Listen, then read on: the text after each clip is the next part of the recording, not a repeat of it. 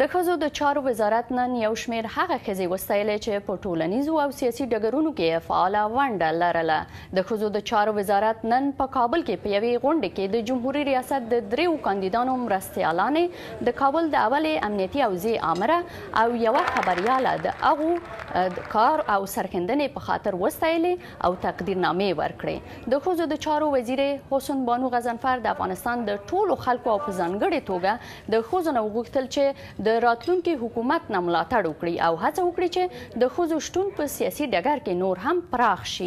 اغلې غنضنفر زیاته کړه که چیرې ښځې وغواړي چې په راتلونکي کې د دوی سیاسي ونډه ډیره شي او د دې وزارت کار د پالیسي جوړولو نه اجرایوي بڼه پیدا کړي، باید خپل وړاندیزونه تیار او راتلونکي حکومت ته یې ورکړي.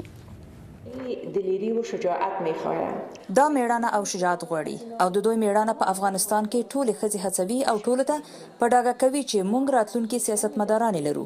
هغه پیژندل شوې څېرې چې له هیڅ ډول ستونزو څخه نه ویریږي. په دې غونډه کې د زلمي رسول دویمه مرستیاله حبیبه سرابي، د هدایت امین ارسلا دویمه مرستیاله صفیه صدیقي، د داود سلطان زوی دویمه مرستیاله کاظمه محقق، د اولې امنیتي حوزې امره او خبریاله شکیله ابراهیم خیل نن د ښځو د چارو د وزارت لخوا وستایل شوې.